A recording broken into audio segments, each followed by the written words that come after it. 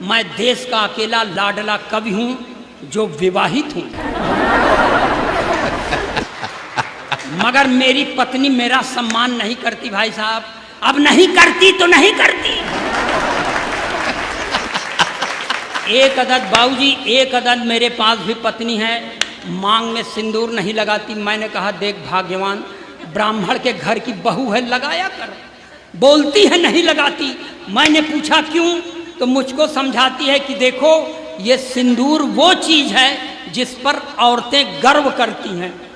मैं किस पर गर्व करूं?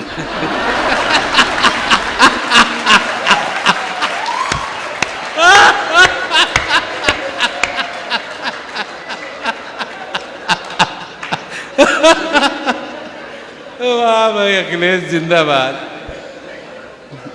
भाई मैंने कहा देख भाग्यवान, मैं एक अदद वो आइटम हूं जिसने तुझे एक औलाद फौलाद जैसी दी है, जो 5 फीट 8 इंच लंबा है, गोरा चिट्टा है, 58 किलो वजन का है, इंटर में पढ़ता है, बड़ा होकर मेरा नाम रोशन करेगा।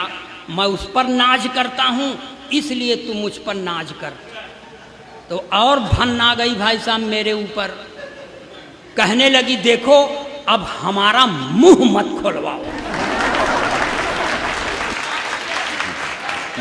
तुम्हारे ऊपर भरोसा करती तो यहू न होता।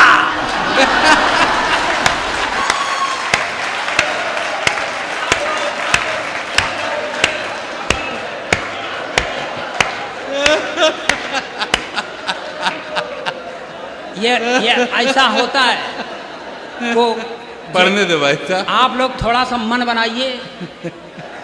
देखिए भाई साहब, मैं पत्नी का सताया हुआ, मैं अपने प्रधानमंत्री के नारी सशक्तिकरण के सख्त खिलाफ हूं। नारी सशक्तिकरण का मतलब पुरुष अशक्तिकरण।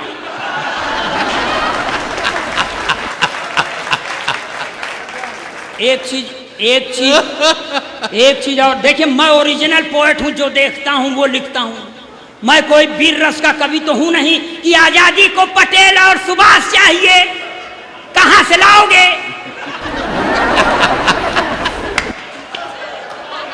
अब मान लो आ गए सुभाष चंद्र बोस, तो कहेंगे तुम मुझे खून दो, हम तो न दे।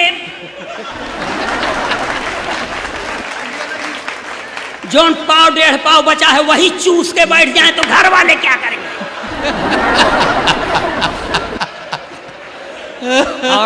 और बताऊं सर, ये श्रृंगार रस के कवियों से भगवान बचाए।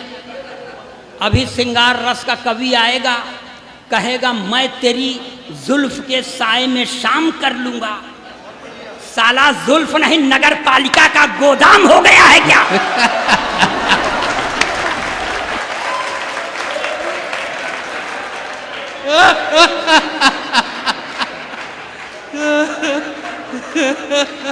हाँ जियो भैया अखिलेश द्विवेदी। ये इसलिए मैं ओरिजिनल पोएट।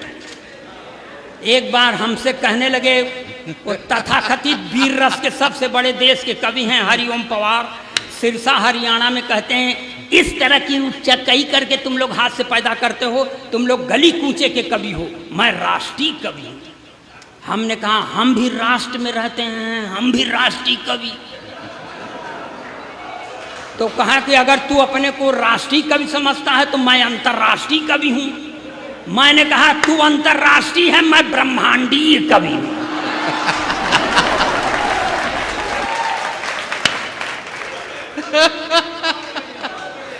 जिंदाबाद अखिलेश। और बता दें सर, मैं आपको सर बता दूं, मैं नारी जाति का जबान से तो सम्मान करता हूं, निष्ठा नहीं रखता।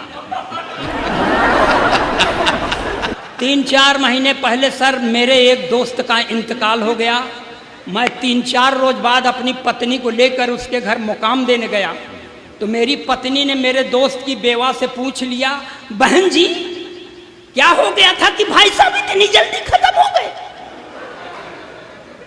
तब मेरे दोस्त की बेवा ने कहा कुछ नहीं बहन जी, सुबेरे उठे थे, एक कप चाय पिए थे, बाथरूम चले गए, जब बाथरूम से लौट के आए तो मुंह से खून फेंक कर मर गए। लगता है चाय की पत्ती में जहर था। इतना सुनने के बाद मेरी औरत ने मुझे घूर कर देखा और उसकी ओर मुखातिब होकर कहा, वही 2-4 चम्मच चाय की पत्ती दे दे।